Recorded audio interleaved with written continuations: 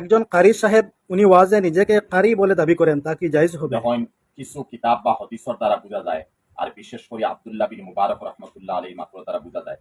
আর কিতাব লেখসইন জাকারিয়া সাহেব রহমতুল্লাহ আলাইহি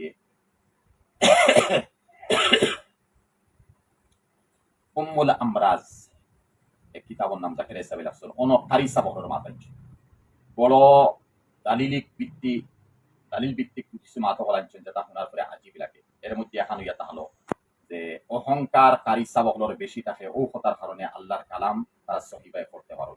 আর এই সহিভাবে পড়া যেখান ওখানে শয়তানে অন্তর মধ্যে অহংকার পয়দা করি দেয়। আর কারি সাব হলে খুব লম্বা করিয়া টান দিয়া পড়ইন। এক হদিসের মধ্যে গেছে আখেরি জমানাত ওলা কিছু কারিও হলাইবা, যারা পড়িবা কিন্তু তারা হলকর তলে পড়া যাইব না। তারা পড়িব ওলা যেমন তনুক তাকি তীর দিয়ে সোজা করি শিকারও লাগানিও ওলা তারা সোজা করি সুন্দর করে পড়ার চেষ্টা করবো, শ্রোতা হলে ওয়াহ ওয়াহ হইতা করিয়া। এর লাগিয়া থেকে বাসিয়া তাহ কাবাইয়া নকল এটা জিনিস তো বুঝা বড় মুশকিল। আর আল্লাহ পাকে আমরা সবার হেফাজত করুক। আজকে ভিডিও লাগানি হয়েছেন, আওয়াজ পৌঁছেন না আল্লাহ জানে, আওয়াজ পৌঁছেন নি না না বুঝাইয়া না।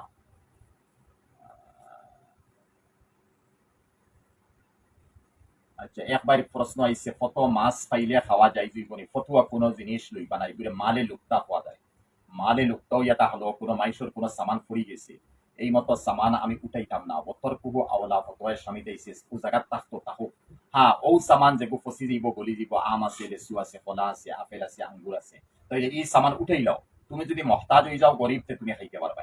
হ্যাঁ, এরপরে একটা তালাশিও করতে হয়। আর যদি তুমি মহতাজ হও না, অন্যের সদকা করিতে। আর বাকি কিছু সামান আছে যেমন টাকা পয়সা অন্য কোনটা আছে, তুমি উঠাইও না। এরপরে উঠানি দরকার মনে করিল ইসতে উঠাইয়া তুমি এলান করো। এলান করিয়া মানুষ যদি বারোইছেন মানুষ চলে দেও। আর মানুষ যদি বারোইছেন না, নিজে মহতাজ থাকো, গরিব থাকতে নিজে ইউজ করতে পারবে। আর যদি দেখা যায় না আমি আমি মহতাজ নাই, তাহলে গরিবের আপনি দিলক বা। আর কোনোদিন এই মানুষ যদি বারোই গেছিল আমার সামান দেও, তাহলে মানুষের দাবি চালি দেও, ইনশাল্লাহ হয়ে গেছে। দাবি চালে না, তাহলে আপনার তরফ থেকে খেতে বলা। পরবর্তী প্রশ্ন, অনেক শিক্ষিত পুরুষ টাকা পয়সার অভাব নাই, ইচ্ছাকৃতভাবে বিবাহ করেন না, তা কি জায়েজ হবে? অনেক পুরুষ সকল আছে, বিশেষ করে আমরা আসামও, আমার মাত ওয়ার্ল্ড কোন জায়গা থেকে বা জানিয়া না, আসামও কয়েকটা ডিস্ট্রিক্ট আছে যেমন শিবসাগর, গোলাঘাট, এরপরে বিশেষ করে শিবসাগর গোলাঘাট, শিবসাগর বেশি। ইটা জায়গার মধ্যে ডিব্রুগড়ও আছে। 45-50 বছর বয়স ওর আবয়ে বিয়া করেন না। আচ্ছা, আমার চাকরি পাইলে আসামি মানুষ, এরা আমরা বাংলা ভাষার না।